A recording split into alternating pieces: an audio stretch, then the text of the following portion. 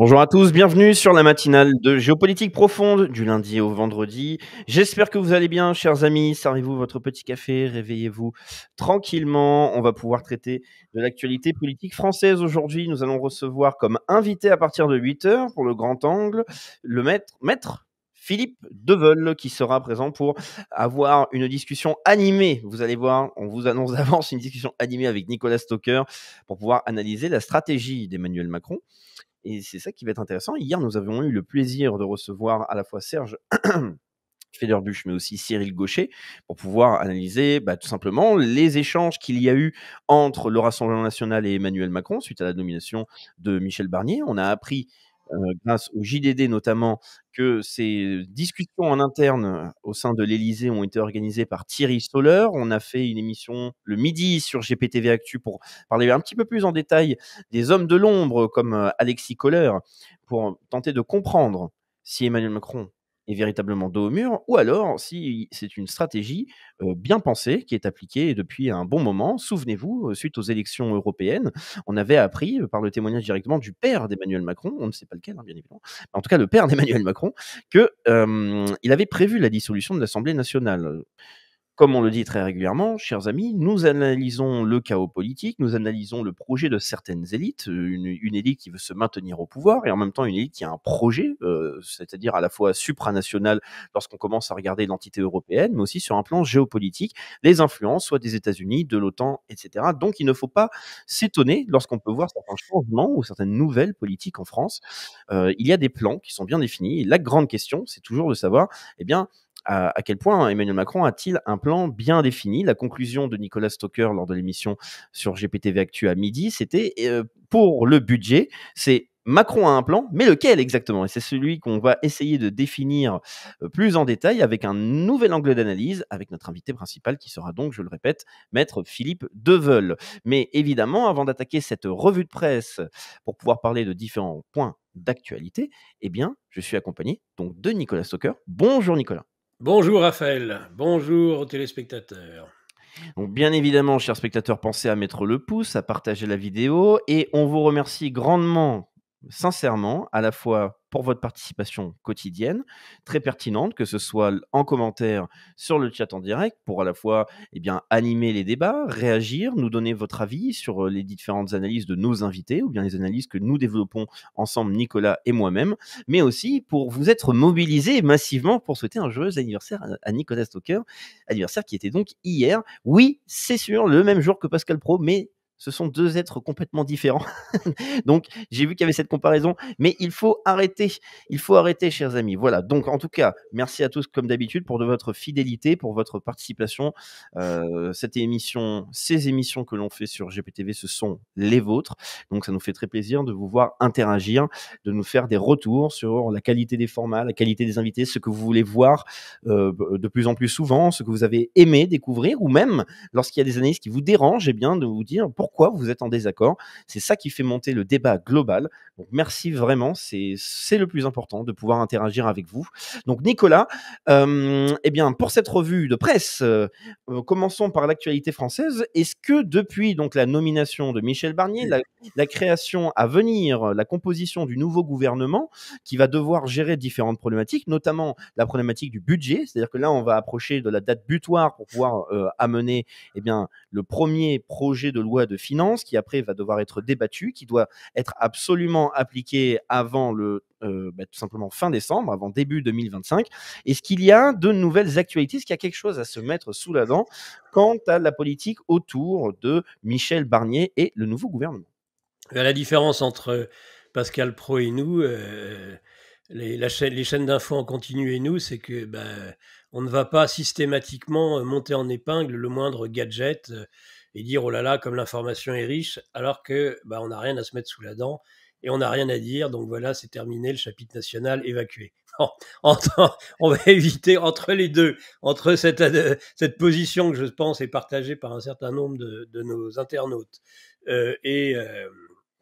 et puis le fait de jacasser sur tout et n'importe quoi et tomber dans tous les panneaux communicationnels du pouvoir, il y a un entre-deux. Alors, on va peut-être évacuer déjà le côté sur le plan politique, et ça, on peut le répéter tous les jours. La difficulté du commissaire Barnier, de Monsieur Pignon, quand même. Même s'il y a des calculs, quand même, c'est quel Monsieur Pignon accepter cette mission impossible. Comment rompre avec le macronisme en ayant besoin du soutien actif des macronistes, parce que c'est ça le truc. Il est les seuls dont il aura peut-être, et encore, attendons de voir, le soutien véritable avec participation au gouvernement, c'est LR. Donc c'est quelques dizaines de députés, même s'ils ont été, par la grâce du Front républicain, sauvés des eaux et ont eu plus de députés qu'ils n'auraient pu en avoir. On pensait même qu'ils pouvaient totalement disparaître. Surtout après la scission avec Ciotti. Donc, comment rompre avec le macronisme alors que des soutiens actifs, c'est-à-dire les macronistes et LR, il n'y a personne d'autre. Les autres, soit de toute façon vont le censurer d'office, c'est à peu près tout le nouveau Front populaire, et puis il est sous un contrôle malveillant, si j'ai bien compris, et pas très bienveillant, du Rassemblement national, qui lui laissera à peine le bénéfice du doute le temps d'un discours de politique générale, et déjà prépare peut-être de le censurer au moment du budget s'il est obligé, ce qui est évident, d'user du 49.3, parce qu'il n'aura jamais une majorité de gens qui vont voter son budget. Aucune chance. Donc il sera obligé. Ça ne sert à rien de se dire « Ah, est-ce qu'il va devoir utiliser le 49.3 ?» Évidemment, il utilisera le 49.3. Le problème n'est pas là. Le problème, c'est est-ce que ça donnera lieu à une motion de censure qui pourrait être votée par plus de 289 députés. C'est la seule question qu'il faut se poser.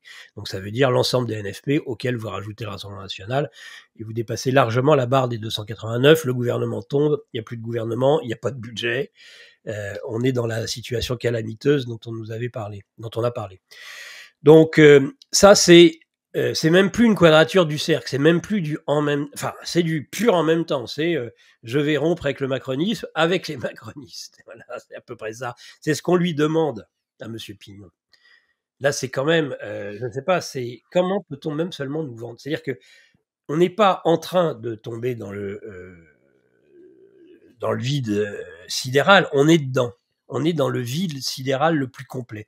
On est hors de toute réalité, en fait. C'est-à-dire que le roi est nu, mais non seulement il est nu, mais il est en suspension dans le vide. Et on se demande pourquoi, il faudrait peut-être juste qu'on en ait tous conscience pour que, boum, d'un coup, il tombe. Parce que ça n'a aucun sens, quand on regarde bien. En soi, moi j'ai lu des commentaires, mais c'est-à-dire que le commentaire est logique, mais ça part sur des prémices délirantes, parce que c'est délirant de dire je vais faire autre chose que le macronisme avec les macronistes. Parce que 90% de son soutien à l'Assemblée, ce sont les élus de Macron. 90%. Donc, et il dit je ne vais pas faire du macronisme, mais il s'invite aux journées d'été des partis macronistes. Voilà, aussi, pareil. Donc je comprends pas. Il a le soutien actif d'Édouard Philippe. Tiens, ça va être d'ailleurs le 80e anniversaire de la libération de la ville du Havre, je crois, là, dans les jours à venir, puisque vous savez que les Américains, tout à leur bienveillance avec l'opération Overlord, donc de suzeraineté, eh bien, ont contourné des villes. Ils ne sont pas allés directement libérer sur ce qui était sur leur passage. Le Havre a été libéré bien après Paris. Et après avoir été bien copieusement bombardé, détruit, toutes les infrastructures que les anglo-saxons se sont fait un plaisir de détruire. 90% de la ville du Havre a été rasée. Je me demande si Macron, l'Américain, qu'est-ce qu'il va en dire? Tiens, ça m'intéresse, puisqu'on est dans la vérité, on est dans le mémoriel.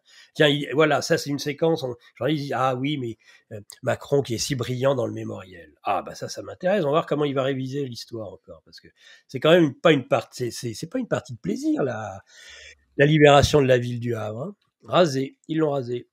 Et ils ont massacré les populations civiles d'ailleurs, et ils l'ont rasé, puisqu'il y avait un réduit justement allemand dans cette ville, comme par hasard justement. De toute façon, c'était pareil à Caen, c'est pareil dans un certain nombre de villes portuaires, où évidemment ils ont systématiquement détruit nos infrastructures. Il y avait une volonté manifeste de nos alliés, bien sûr, c'est eux qui nous ont libérés, ils ne nous voulaient que du bien.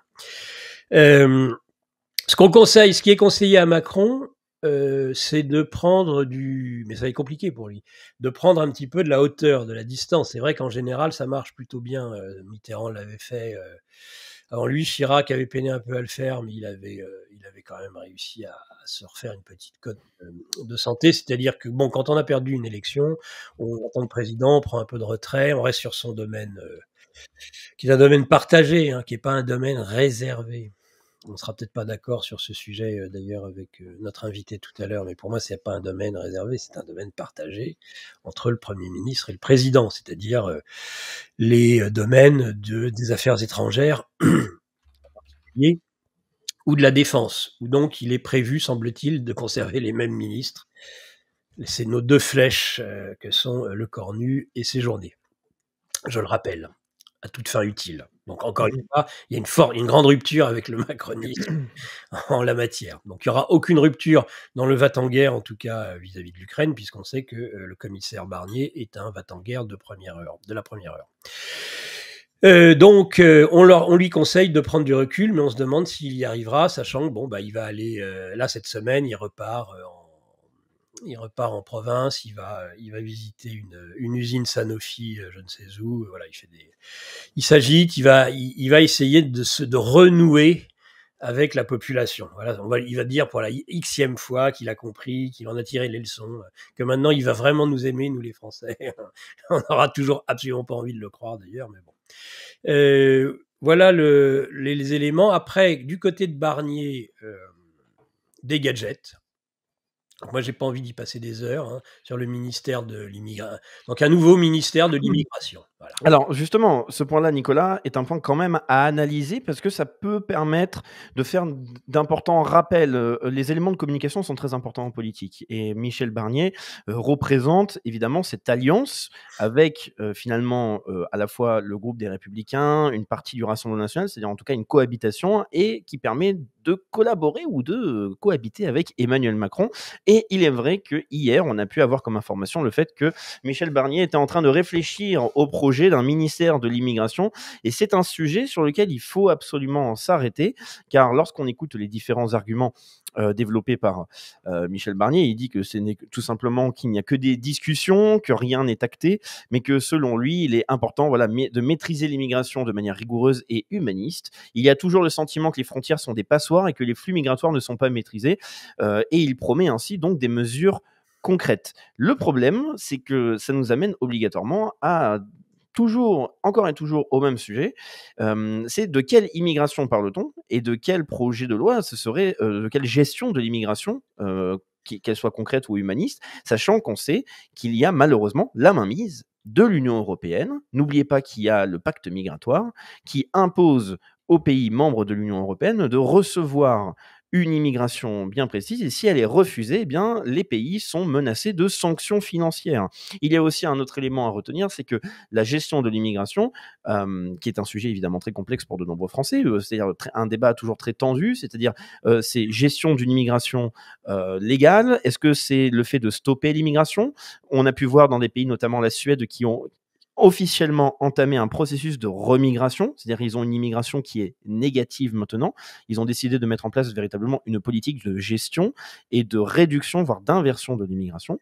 Et ce n'est pas le même phénomène que l'on observe notamment en Italie. On a pu voir des personnes, et là il faut quand même saluer François Asselineau qui est toujours au fait, toujours pour détruire l'Union européenne, de pouvoir dénoncer les mensonges de communication politique. C'est-à-dire, on a pu voir des commentaires en France qui expliquaient que l'immigration a drastiquement réduite, notamment l'immigration clandestine en Italie, ce qui est absolument faux, parce que lorsqu'on regarde la différence qu'il y a entre l'immigration illégale et légale, eh bien, c'est l'immigration légale qui a complètement explosé. C'est qu'il y a eu un processus de régularisation de nombreux migrants qui permet simplement, lorsqu'on va donner des statistiques, de dire, vous voyez, eh bien, l'immigration illégale a réduite, mais on ne fait pas le rappel pour montrer l'explosion de l'immigration légale. Ça, je vous renvoie véritablement au point synthétique qu'a pu développer François Asselineau, car c'est un sujet majeur, c'est-à-dire le flux migratoire en plein contexte de crise économique, mais aussi de tensions sociales, sociétales. Vous savez très bien quels ont été les effets du dumping social en France. Eh bien, ce sont des sujets qu'il ne faut pas oublier, notamment lorsqu'on voit les différents traités qui ont supprimé intégralement la souveraineté française, notamment la gestion de ses frontières. Pardon, monsieur, je suis confus, j'ai égaré mon briquet. On a aussi tendance à jouer avec le feu. Google, qui est une création de la CIA. L'équipe de Géopolitique Profonde vous donne le meilleur de l'actualité brûlante. Mais en échange, on veut un geste de votre part. Merci de ce geste d'amour, on vous le rendra. Ravi.